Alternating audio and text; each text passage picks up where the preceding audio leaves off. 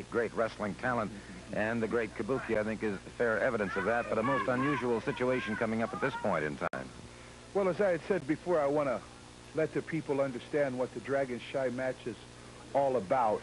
And just in a moment, I am going to do everything in my power to bash Kabuki as many times as I can with this kendo stick. Now, Kabuki is going to do everything in his power to see to it that I do not hit him with the kendo stick. This is an actual demonstration that these people are going to be privileged enough to see. And what it is you're trying to show that Kabuki, nobody could hit Kabuki any place if Kabuki, oh, that's a pleasure, if Kabuki didn't want to be hit. That's right. Now, just for any skeptics, Gordon, I've taken this opportunity. As you see, there's $100 bill, Ben Franklin. It's another $100 bill. All right. Just so everyone completely understands, there has been a boy chosen, one of the best up-and-coming young wrestlers in Georgia, anywhere in the United States, and I think his name is Rogers, Tommy Rogers. I'm sorry if I've got his name wrong. And as soon as I get through with Kabuki, if Tommy Rogers can take this stick and touch any part of Kabuki's body other than the Dragon Shy glove, then he gets the 200. You see, he's so intelligent. You see, when he figures that people are going to think that he's not even trying to hit him, what he's going to do is not only going to demonstrate it himself, but he is going to have an opponent come in and give it a try right on national television. Do you know what a risk this man has taken doing this? It's not a risk at all because he has the great Kabuki. Let's just watch this very, very carefully now. With the kendo stick, it's Gary Hart. And you see Kabuki watching him. He can strike him a good block. Painted again and again moves. Beautiful, beautiful. And he has tried now for different parts of the body. Has not been able to... Notice the concentration on Kabuki. Hart even went for a feint there. Went for a feint, meaning tried to hit him and then abstract hit him. Was perfect. Absolutely, positively perfect. All right. Perfect. Tommy Rogers, I understand, is... And let's clarify a point here. Tommy Rogers is not an opponent, per se. Tommy Rogers will be coming out here attempting to, if he can, strike any portion of Kabuki's body.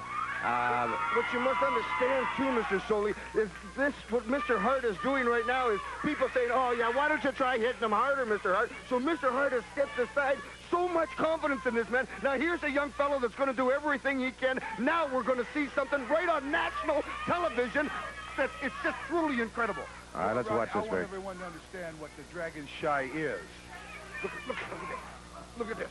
And he is swinging that kendo stick. Now. He is really moving after him now. Kabuki Look at that. blocking beautifully, I might add. Touch the body. He must touch the body. Thus far, he has been unable to. It's nothing, see? He's perfect. He's perfect. He got him. He got him.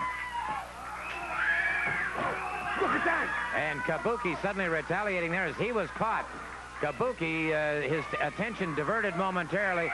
And now Kabuki using the kendo stick on Tommy Rogers. Beautiful. And Gary Hart trying to... Kabuki. And he is having a problem handling this man. Rogers beating around the head and shoulders as Kabuki just went berserk here once he felt the sting of that bamboo... and it could be, I think, in a sense, called a torture instrument, but nonetheless, he... I'll tell you something, mister. I wouldn't want to be one of the fellas that hits Kabuki with a stick. I've never seen rage in a man. Look at that Kabuki. Look at him turning circles. This is Dragon Shy on national television. Do you know what you've just seen? You've just seen history. Look at even Hart. Even Hart is having a hard time controlling this man now. Well, I can certainly understand why. And, of course, Kabuki, whose attention... I have to say was temporarily diverted, and Rogers seized that opportunity, caught him with that Dragon Shy. Bravo. Bravo, Mr. Hart. Beautiful. I got back my 200. Well, no, I don't think you should have back your 200. The understanding when you gave me the 200, and correct me if I'm wrong now, you said if Rogers hits any part of his body aside from the maced arms, then he was entitled to the 200, and he didn't. Did he hit any other portion, Roddy? Just the gloves. He didn't hit anything else but the gloves. He caught him on the side of the back. This is when he put down on it. Okay, I'll take your word. 200's the boys. Could I have back my gold watch, though? Your gold watch? Yes. Yes, of course you can have your gold watch. Okay, so Tommy Rogers has paid quite a price for this $200, but I will see to it that he is given this $200 the minute the show is over, sir. I must tell you something.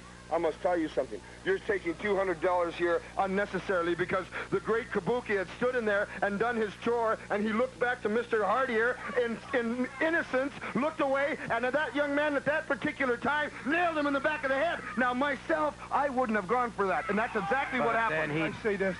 Yes. For many years, it has always been said, win if you can, lose if you must, but Tommy Rogers always cheats, Roddy. Cheaters never win. They never prosper. What's $200? Ah, there you go. That's true. Gentlemen, what a beautiful demonstration. Thank you very much. Thank you, Mr. Hart, the great Kabuki. And thank you, Mr. Piper. That was interesting indeed.